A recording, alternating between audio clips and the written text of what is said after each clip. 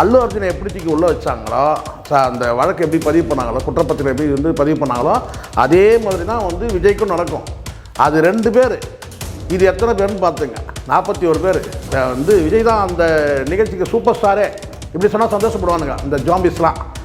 விஜய் தான் super star அந்த நிகழ்ச்சிக்கு. அப்போ விஜய் மேலே சார்ஜ் ஷீட் போடாமல் யார் மேலே போடுவாங்க சார்? சார் ஹைவேல எங்கே சார் வளைவு வரும்? நீங்களே சொல்லுங்கள் சார். ஹைவேல என்ன ரூட்டு நீங்கள் சொல்லுங்கள், நானே சொல்கிறேன். சென்னையிலேருந்து இவர் எத்தனை வளைவு போனார்? இவர் பனையூர்லேருந்து கிளம்பி சொந்தம் போனாரா அந்த தெருவுக்குள்ளே, சென்னைக்குள்ளே? எல்லாமே ஹைவே தானே. ஹைவேல எங்கே சார் வளைவு இருக்குது? அப்போவே எனக்கு தெரியும் சார், இவங்க இருந்துட்டு போய் டெல்லியில் போய் டேரா போட்டு இவங்க வந்து இவங்களே ஆப்பு மேலே ஏறி உட்காடுறானுங்க. இது ஆடு வந்து தானாக வந்து சிக்கிற மாதிரி தான் வந்து நடந்தது. எதுக்கு இங்கேருந்து டெல்லியில் போய் டேரா போட்டு யார் சிபிஐ கிட்ட வந்து என்ன நீதி வெல்லுன்னு போட்டது யார் சார்? யார் போட்டது நீதி வெல்லுன்னு? இப்போ நீதி எப்படி வெல்லுது பார்த்தீங்களா? அது டெல்லியில் வந்து திகார் ஜெயிலில் தூக்கி போட்டாங்கன்னு வச்சுங்க, ஒரு நாள் கூட பாடி தாங்காது, அது கன்ஃபார்ம். ஏன்னா 6 மணிக்கு மேலே நிலைமை என்னன்னு தெரியும்ல. ஜெகதீஷ் ஆம்புலன்ஸ் கால் பண்ணுங்க, அடுத்தது அவர் தான். ஜெகதீஷ் சிபிஐ கால் பண்ணுறாங்க, அடுத்தது வந்து ஜெகதீஷ் தான் சிபிஐக்கு போகிறது. இதே புஷியானது, ஐயா எனக்கு எதுவும் தெரியாது, எல்லாமே எங்கள் தலைவர் தான், எங்கள் தலைவர் சொல்கிறது தான் நாங்கள் கேட்போம் அப்படின்னு சொல்லிட்டு அவ்வளோதான் முடிஞ்சிச்சு. யார் சொல்கிறீங்க? யார் இந்த வலைபேச்சு குறைக்கு தானே சொல்கிறீங்க? அவனுக்கு தெரிஞ்சது இவ்வளோ தானே சார். என்னைக்கு சிபிஐ வந்து சம்மன் கொடுத்த விஜய்க்கு அன்னிலேருந்து இவனுக்கு பேசுறதை விட்டாடுங்க. சார் வணக்கம் சார். வணக்கம் சார். வணக்கம். இன்று சிபிஐ விசாரணைக்காக 2வது நாளாக ஆஜராயிருக்காரு தாவேகா தலைவரும் நடிகருமான விஜய். கடைசியாக வந்து ஒரு செக் வச்சாங்க, என்னென்ன குற்றப்பத்திரிகையில் விஜய் பெயரை சேர்க்கலாமா அப்படின்ற மாதிரி வந்து யோசனையில் இருப்பதாக வந்து ஒரு தகவல் வெளியாகி இருக்கு. இது நீங்கள் எப்படி பார்க்குறீங்க? கண்டிப்பாக சொல்கிறேன் சார், கண்டிப்பாக சேர்ப்பாங்க. ஏன்னா இந்த நிகழ்ச்சியே வந்து விஜயை மையப்படுத்தி தான். அங்கே இந்த மாதிரி ஒரு சம்பவம் நடக்கும்போது கண்டிப்பாக சேர்ப்பாங்க. அல்லு அர்ஜுனுக்கு எப்படி வந்து தியேட்டரில் நடந்த சம்பவம், தியேட்டர் ஓனர் அவர் இல்லை அந்த தியேட்டர் ஆப்ரேட்டரா? ஆனால் கிடையாது. ஆனால் அவரை பார்க்க வந்த கூட்டம். அல்லு அர்ஜுனை எப்படி தூக்கி உள்ளே வச்சாங்களோ, அந்த வழக்கு எப்படி பதிவு பண்ணாங்களோ, குற்றப்பத்திரம் எப்படி வந்து பதிவு பண்ணாங்களோ, அதே மாதிரி தான் வந்து விஜய்க்கும் நடக்கும். அது 2 பேர். இது எத்தனை பேர்னு பார்த்துங்க, 41 பேர். ஸோ ஒரு உயிராக இருந்தாலும் அந்த சம்பவத்துக்கு காரணம் வந்து விஜய். விஜயை மையப்படுத்தி தான், விஜய் தான் கதாநாயகனே. ஏன்னா வந்து விஜய் தான் அந்த நிகழ்ச்சிக்கு சூப்பர் ஸ்டாரே. இப்படி சொன்னால் சந்தோஷப்படுவானுங்க இந்த ஜாம்பிஸ்லாம். விஜய் தான் சூப்பர் ஸ்டார் அந்த நிகழ்ச்சிக்கு. அப்போ விஜய் மேலே சார்ஜ் ஷீட் போடாமல் யார் மேலே போடுவாங்க சார்? அதனால் வந்து இதுவே லேட்டு. சார்ஜ் ஷீட் போட்டுட்டு விசாரணைக்கு வந்து பார்த்தீங்கன்னா அவர் வந்து கூப்பிட்டுருக்கணும். என்னை கேட்டால் எஃப்ஐஆரில் அவரை பேர் முதல்ல மென்ஷன் பண்ணியிருக்கணும். எஃப்ஐஆரில் அவர் மென்ஷன் பண்ணலை, அதுவே தப்பு. இப்போ சார்ஜ் ஷீட்டில் வந்து விசாரணைக்கு அடிப்படையில் சார்ஜ் ஷீட்டில் ஃபைல் பண்ணுறாங்க. ஸோ அதனால் எஃப்ஐஆரில் இருந்தால் தான் வந்து சார்ஜ் ஷீட் ஃபைல் பண்ண கிடையாது. விசாரணையில் வந்து அடுத்தடுத்து யார் வந்தாலும் அடுத்தது நான் நினைக்கிறேன் வந்து ஜெகதீஷ் பழனிசாமி வரத்துக்கான வாய்ப்பு இருக்குது, விசாரணைக்கு கூப்பிட்றதுக்கு வாய்ப்பு இருக்குது. கண்டிப்பாக வந்து விஜய் வந்து சார்ஜ் ஷீட் வந்து சேர்க்கணும். அதுதான் முறை. ஒரு சிபிஐ வந்து நேர்மையாக நியாயமாக ஒரு விசாரணை பண்ணுறாங்கன்னா அது வந்து கண்டிப்பாக வந்து விஜய் வந்து சார்ஜ் ஷீட்டை வந்து கண்டிப்பாக சேர்க்கணும் நேம. சார் முக்கியமான கேள்வி ஒன்று கேட்க தோணுது. இந்த நிகழ்வு நடந்து தமிழ்நாடு அரசு கூட விஜயோட பேரை எஃப்ஐஆரில் சேர்க்கல. ஆனால் சிபிஐ வந்து இது மும்முரமாக வந்து வேலை செய்வதாக ஒரு செய்தி. தமிழ்நாடு அரசே சேர்க்கலையே? இல்லை சார், தமிழ்நாடு அரசு அடுத்த ஸ்டெப்பு கண்டிப்பாக சேர்த்துருப்பாங்க. சரிங்களா? ஏன்னா முதல் கட்டம் வந்து ஃபஸ்ட்டு எஃப்ஐஆர் என்னென்னா, யார் அந்த நிகழ்ச்சிக்கு வந்து மனு தாக்கல் பண்ணாங்க அனுமதி கேட்டு அந்த நபர்கள், அது அந்த மாவட்ட நிர்வாகிகள், அதுக்கப்புறம் வந்து கேட்டால் யார் ஆர்கனைஸ் பண்ணாங்க அவங்க. ஸோ அந்த நிகழ்ச்சியில் வந்து ஒரு சீஃப் கெஸ்ட்டாக வந்து கலந்துக்கிட்டது வந்து கேட்டிங்கன்னா வந்து விஜய். அப்படி இருக்கும்போது அடுத்த கட்டம் வந்து எஃப்ஐஆரில் கண்டிப்பாக வந்து சேர்க்காமலாம் பண்ண முடியாது. எஸ்ஐடியே பண்ணியிருந்தால் கூட விஜய் பேரை சேர்ப்பாங்க. ஆனால் அப்போ என்ன செஞ்சுருப்பாங்கன்னா பெருசாக பில்டப் பண்ணியிருப்பாங்க. பழிவாங்க நடவடிக்கை, திமுக அரசு எங்கள் மேலே பழி வாங்குது, ஆனால் எஃப்ஐஆரில் வந்து எங்கள் பேரை சேர்த்துட்டாங்க, சாஷி எங்கள் மேலே சேர்த்துட்டாங்க அப்படின்லாம் சொல்லுவாங்க. ஆனால் இது வந்து சிபிஐ பண்ணும்போது இவங்கெல்லாம் வந்து குச்சியை சாப்பிட்டுன்னு இருக்கிறானுங்க. இதான் ஒன்று. சிபிஐனா ஒரு பார்வை, இதே லோக்கல் போலீஸ் தமிழ்நாடு போலீஸ்னால் வந்து எங்கள் பழிவாங்க நடவடிக்கை அப்படின்னு சொல்லி இப்போ வந்து ப்ரொபகண்டா பண்ணியிருப்பாங்க. இப்போ சிபிஐ பண்ணுது. சிபிஐ தூக்கி திகார் ஜெயிலே தூக்கி போட்டால் கூட வந்து பிஜேபியோ அல்லது மத்திய அரசோ இவங்க எதுவும் சொல்ல மாட்டாங்க. இல்லை சார், முக்கியமான விஜய் ரசிகர்கள் எப்படி இருக்காங்கன்னா, சிபிஐட விஜயை கோர்த்து விட்டு அந்த லாட்ரி மருமகனை குதிரை போகிறாங்களாம். சார் உண்மை நான் சொல்கிறேன் பாருங்க சார். ஆதவ் அர்ஜுனா, புஷியானது இவங்கெல்லாம் ஸ்டஃப் இல்லாத ஆளுங்கிறது நம்ம தெரிஞ்சிக்கணுமா இல்லை சார்? நீங்களே என்ன சார், நீங்கள் இந்த பார்வையாளர்கள் அத்தனை பேர் சொல்கிறேன், ஒரே ஒரு எஃப்ஐஆருக்கு இவங்க ஓடி ஒளிஞ்சிட்டானுங்களா சார் டோட்டலாக? நீங்கள் விஜய் வந்து அங்கே இருந்து அந்த மக்களுக்கு ஆறுதல் சொல்லலை, பத்திரிகையாளர் கேட்ட கேள்விக்கு ஓடிட்டார், இதெல்லாம் வந்து விமர்சனத்துக்கு உள்ளாது. நான் இல்லைன்னு சொல்ல, நானும் பேசியிருக்கிறேன். ஆனால் அங்கே அந்த மாதிரி பேசுகிற பத்திரிகையாளர் சந்திச்சிருக்கணும், அங்கே ஒரு வார்த்தை சொல்லியிருக்கணும், இது வந்து விரும்பத்தகாத நிகழ்வு நடந்துருச்சுங்க, அது வந்து என்ன காரணம் என்னன்னு கேட்டு நம்ம வந்து நடவடிக்கை எடுப்போம், அப்படி ஏதாவது ஒன்று பேசியிருக்கணும்ல சார். ஒரு சின்ன சம்பவம் உங்களுக்கு உதாரணம் சொல்கிறேன். தினகரன் பத்திரிகை ஆஃபீஸில் கொளுத்தப்படுது. அப்போ வந்து கலாநிதி மாறன்ட்ட வந்து கேள்வி கேட்குறாங்க. இத்தனைக்கும் அவங்க குடும்ப சண்டையில் தான் அந்த தினகரன், மதுரை தினகரன் வந்து கொளுத்தப்படுது. அப்போது அவர்கிட்ட கேட்கும்போது, இந்த மாதிரி வந்து ஒரு 3 பேர் இறந்துட்டாங்க, இந்த மாதிரி ஒரு சம்பவம் நடந்துருக்குன்னா நான் வந்து சட்ட போராட்டம் நடத்துவேன், நான் வந்து இதை எதிர்த்து, இந்த சம்பவத்தை எதிர்த்து நான் சட்ட போராட்டம் நடத்துவேன்னு சொல்லி அவர் பேசுகிறார். அன்றைக்கி டேட்டுக்கு அன்றைய தேதி அது நான் அது போராடினாரா இல்லையானதில்ல, குறைஞ்சபட்சம் அந்த வார்த்தையாவது இருந்ததா இவர்கிட்ட? இது வந்து இது உண்மை என்னன்றதை நான் விசாரணைகளை வந்து நான் நடவடிக்கை எடுப்போம், தாவேக்கா வந்து இந்த சம்பவத்துக்கு வந்து பார்த்தீங்கன்னா வந்து மக்களுக்கு ஆறுதல், ஏதாவது ஒரு வார்த்தை சார். ஓடிலாம் வந்துட்டான்.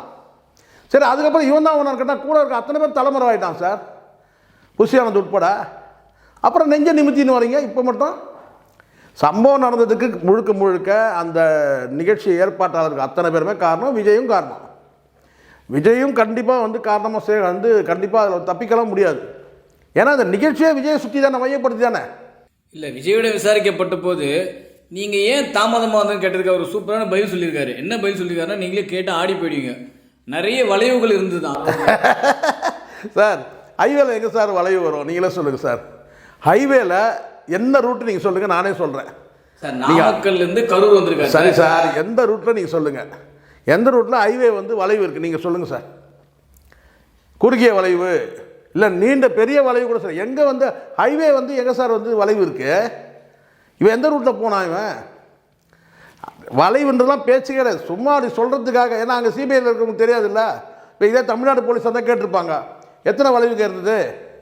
இப்போ பாருங்கள், நாளைக்கு வரும் பாருங்கள் எத்தனை வளைவு இருக்குன்ட்டு. சென்னையிலேருந்து இவர் எத்தனை வளைவு போனார்? இவர் பனையூர்லேருந்து கிளம்பி சொந்தம் போனாரா வந்து தெருவுக்குள்ளே, சென்னைக்குள்ளே? எல்லாமே ஹைவே தானே. ஹைவேல எங்கே சார் வளைவு இருக்குது? இல்லை சார், நான் என்ன கேட்குறேன்னா, இவர் என்ன கொடைக்கானல் மலை மேலே ஏறினாரா? அதுதான் நான் கேட்குறேன். ஊட்டி மலை மேலே ஏறினாரா? வளைவுனா எங்கே வளைவு? எந்த வளைவை சொல்கிறார் முதல்ல? அந்த இடுப்பு வளைவு ஒரு வேலை சொல்கிறாரா அப்படின்னு யோசிக்க வேண்டியதாக இருக்குல்ல. வளைவுனா எந்த வளைவு? அந்த இடுப்பு வளைவே பார்த்துருந்தா பின்ன இப்படி தான் சொல்ல தோணும். இல்லை சார், இவங்க தான் சிபிஐ வேணுன்ட்டே போனாங்க. உங்களுக்கே தெரியும், அன்றைக்கி இந்த வழக்கை சிபிஐ விசாரிக்கிட்டு இவங்க நீதிவேலும் சொன்னது யார் சார்? சிபிஐ வழக்கு தான் சார். அப்போவே எனக்கு தெரியும் சார், இவங்க இருந்துட்டு போய் டெல்லியில் போய் டேரா போட்டு இவங்க வந்து இவங்களே ஆப்பு மேலே ஏறி உட்காடுறானுங்க. இது ஆடு வந்து தானாக வந்து சிக்கிற மாதிரி தான் வந்து நடந்தது. எதுக்கு இங்கேருந்து டெல்லியில் போய் டேரா போட்டு யார் சிபிஐ கிட்ட வந்து எடுனா? நீதி வெல்லுன்னு போட்டது யார் சார்? யார் போட்டது நீதி வெல்லுன்னு? இப்போ நீதி எப்படி வெல்லுது பார்த்தீங்களா? அதெல்லாம் எவ்வளோ பெரிய வார்த்தை. அந்த வார்த்தையெல்லாம் நீங்கள் சொல்லலாமா? 41 பேர் இறந்தவொன்னே விட்டுட்டு ஓடி வந்த ஆள். ஏற்கனவே மாநாட்டில் 6 பேர், இன்னொரு மாநாட்டில் 3 பேர், ஒரு போலீஸ்கார் உட்பட 10 பேர் இறந்தாச்சு. நீ வந்து நீதி வெல்லுன்னு பேசுகிற, போடலாமா? நீதி வெல்லுன்ற அந்த வார்த்தை சொல்ல தகுதி இருக்கா விஜய்க்கு? நான் கேட்குறேன். இப்போ நீதி வெல்லுது பாருங்கள். நீதி வெல்ல, நீதி கொள்ளுது இப்போ. இல்லை சார், குற்றப்பத்திரிகைகள் விஜய் பெயர் சேர்த்தா என்ன நடக்கும்னு நினைக்கிறீங்க? ஒன்றும் நடக்காது சார். இந்த கும்பல் வந்து இந்த தற்கொலை கும்பல் என்ன செய்வேன்னா வந்து ஒரு நாளைக்கு அப்படி இப்படி சலசலப்பாக பேசிட்டு இருப்பாங்க, அவ்வளோதான். அடுத்தடுத்த நாள் அவ்வளோதான், வழக்கம் போல் வந்து ஆஃப் பாயில் கலாக்கி சாப்பிட்டுட்டு போயிட வேண்டிய கிளம்பி தான். ஒன்றும் நடக்காது, ஒன்றும் அப்படிங்கம்மா சார். கடந்த காலத்தில் நிறைய நடந்திருக்கு சார். சல்மான் கானை வந்து அரெஸ்ட் பண்ணாங்க, என்ன நடந்துச்சு நான் கேட்குறேன்? சஞ்சய் தத்து அரெஸ்ட் பண்ணலையா, என்ன நடந்துச்சு? இங்கே ஜெயலலிதாவை அரெஸ்ட் பண்ணாங்க, என்ன நடந்துச்சு? கலைஞரை கைது பண்ணாங்க, அரசியல் தலைவர், நடிகர்கள் எல்லாரையும் கைது பண்ணியிருக்காங்க. ஒன்றும் வந்து நடந்து கிடையாது. ஒரு நாள் மிஞ்சி போனான், அடுத்த நாள் எல்லாம் அவன் வேலையை பார்க்க ஆரம்பிச்சிருவான். இதுதான் உண்மை. அதுவும் இங்கே சென்னையில், இங்கே தமிழ்நாட்டில் வந்து அரசு வந்து பார்த்தீங்கன்னா ஒரு சலசலப்பு இருக்கும். அது டெல்லியில் வந்து திகார் ஜெயிலில் தூக்கி போட்டாங்கன்னு வச்சுங்க, ஒரு நாள் கூட பாடி தாங்காது, அது கன்ஃபார்ம். ஏன்னா 6 மணிக்கு மேலே நிலைமை என்னான்னு தெரியும்ல. அதெல்லாம் திகார் ஜெயிலெலாம் போட்டாங்கன்னா விஜய் வந்து இப்போ டோட்டலாக வந்து விஜய் இப்போது கில்லியில் இருக்கிறாப்புல. கில்லியில் சும்மா இது வந்து துள்ளி விளையாடின விஜய் வந்து இப்போ கில்லியில் இருக்கிறாப்புல. இல்லை சார், இப்போ இந்த கூடவே சுற்றுறாங்களே இந்த ஆதவ அர்ஜுனா, இந்த புஷி ஆனந்த், இவனோட நிலைமையில என்ன ஆகும்? அவனா ஒன்றாவா சார், பேச்சு தொடங்கி கூட போடலாம். அதே ஜெயில் வேறு ஜெயில் போட்டாங்கன்னு வச்சுங்க, என்ன இவங்களுக்கு வேறு ஜெயில் அவங்களுக்கு வேறு ஜெயில் போட்டாங்க, இவங்க பாட்டியாலா ஜெயிலும் அவருக்கு திகார் ஜெயிலும் போட்டால் என்ன பண்ண முடியும்? பேச்சு துணை ஒன்றா போட்டால் பேச்சு துணைக்கு வந்து சரியாக இருக்கும். இப்போ பேச்சு துணைக்கு ஆள் இல்லாமல் தனியாக இருப்பார் விஜய். இந்த கூடவே இந்த டிஜிட்டல் ப்ரொமோட் பண்ணுவார், உங்களுக்கு தெரியும் நினைக்கிறேன். இந்த ரூட்டுன்னு ஒரு கம்பெனியை வச்சு, ஆமாம், யாரெல்லாம் விஜய்க்கு அகேன்ஸ்டாக இருக்காங்களோ எல்லாரையும் போட்டு திட்ட வேண்டியது. ஜெகதீஷ் ஆம்புலன்ஸ் கால் பண்ணுங்க, அடுத்தது அவர் தான். ஜெகதீஷ் சிபிஐ கால் பண்ணுறாங்க, அடுத்து வந்து ஜெகதீஷ் தான் சிபிஐக்கு போக போகிறது. கண்டிப்பாக சிபிஐ விசாரணை பண்ணணும் சார். ஏன்னா ஜெகதீஷ் தான் வந்து ஆம்புலன்ஸ் வந்து எல்லா டைரக்ஷனும் கொடுத்தாப்புல. அப்போ வந்து விசாரிக்கணும்ல கண்டிப்பாக. ஏன்னா விஜய் சொல்லியிருக்கார் ஸ்டேட்மெண்ட்டு. அப்போ வந்து ஜெகதீஷை வந்து விசாரணை பண்ணுவாங்க. அதுக்கப்புறம் சம்மன் கொடுப்பாங்க. இப்போ தான் ஜான் ஆரோக்கியசாமி சம்மன் கொடுத்துருக்காங்களா, வியூக அமைப்பாளருக்கே சம்மன் கொடுக்குறாங்க. அப்போ ஜெகதீஷ் கொடுக்க மாட்டாங்களா சார்? ரூட் என்னன்னு கேட்பாங்கல்ல. அப்போ ரூட்னா என்னப்பா அப்படின்னு. அப்போ சொல்கிறாரு, சார் ரூட்னா வந்து சார் ஒரு நடிகைகளை வந்து ஒரு 30 பேர் மொத்தமாக குத்தகை எடுத்துருவோம். அது அப்புறம் நாங்கள் வந்து யாரெல்லாம் படம் எடுக்கிறாங்களோ அவங்களுக்கு வந்து பார்த்திங்கன்னா நாங்கள் வந்து ரீட்டெயிலில் அனுப்புவோம். இப்போ புரியுதுங்களா? இந்த ரூட்டுன்றது இதுதான். இல்லை சார், சிபிஐலே பல கேள்விகள்லாம் கேட்டிருக்காங்க. தண்ணீர் பாட்டில் வீசிய போது கூட்ட நெரிசலை பார்க்கவில்லையா, வாகனத்தின் மேலிருந்து உங்களுக்கு கீழே நிலைமை மோசமானதும் தெரியவில்லையா அப்படின்ற மாதிரிலாம் சிபிஐயில் கேட்டிருக்காங்க. ஆனால் இவர் வந்து என்ன சொல்கிறாருன்னா, அது வந்து கடமை வந்து தவறிட்டாங்கன்னு இங்கே வேறு இடத்துல பழி தூக்கி போகிறாரு. அங்கே போலீஸ் தடியடி நடத்துனாங்கன்றாரு. அங்கே எங்கேயுமே போலீஸ் தடியடி நடக்கலையே. எல்லாமே முன்னுக்கு பின் முரணாக தான் சார் இவங்களோட ஸ்டேட்மெண்ட்டு. இங்கேருந்து பாண்டிச்சேரியில் போய் என்ன செய்றீங்க, போலீஸ் செயல்படல நீங்கள், தமிழ்நாடு போலீஸ். அதுக்கப்புறம் கேரவில் மேலே ஏறி நின்று முன்னாடி என்ன சொன்னீங்க, தமிழ்நாடு போலீஸ் நன்றி சொல்லிட்டீங்க. சரியாக செயல்படாததுக்கு யாராவது நன்றி சொல்லுவாங்களா சார்? விஜய் தான் ஒரு ஆள், முதல் ஆள். காவல்துறை சரியாக செயல்படல, ஆனால் அவருக்கு நன்றி சொல்கிறேன். இது எப்படி இருக்குது? ஸோ இந்த மாதிரி வந்து கேட்டால் நல்லா தெரியும், இது வந்து முழுக்க வந்து அலட்சியத்தை தாண்டி ஒரு வார்த்தை. இந்த 41 மரணங்களுக்கு காரணம் நீங்கள் தான். வாகனத்தை மையப்படுத்துறது எதுக்காக? இன்னும் பல கேள்விகள் அதில் இருக்கும். நமக்கு தெரிஞ்ச கேள்வி இருக்கும், நம்ம பேசுகிறோம். 100 கேள்வி, 150 கேள்வி, 200 கேள்வினா எவ்வளோ கேள்வி இருக்கும் தெரியுமா? இன்னும் நிறைய விஷயம் இருக்குது. அதில் இவனுங்க எப்படிலாம் இவங்க வந்து கோத்து விட்ருக்குறானுங்க. எல்லாமே எங்கள் தலைவருக்கு தாங்க தெரியும்னு சொன்னால் என்ன செய்ய முடியும்?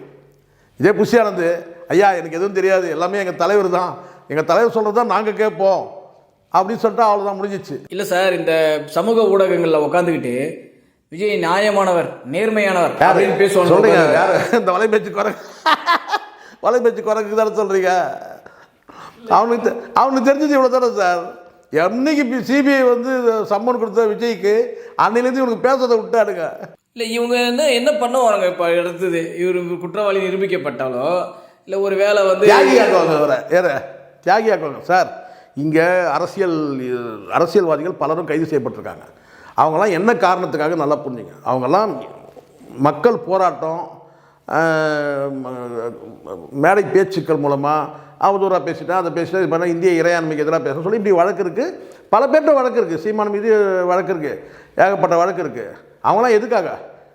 மக்களுக்கு வந்து ஆதரவாக பேசும்போது ஒரு குறிப்பிட்ட ஒரு சாரருக்கு வந்து எதிராக பேசுகிற மாதிரி, இல்லை அரசுக்கு எதிராக பேசுகிற மாதிரி வந்து ஃப்ரேம் பண்ணி தான் வழக்கு போடுறாங்க.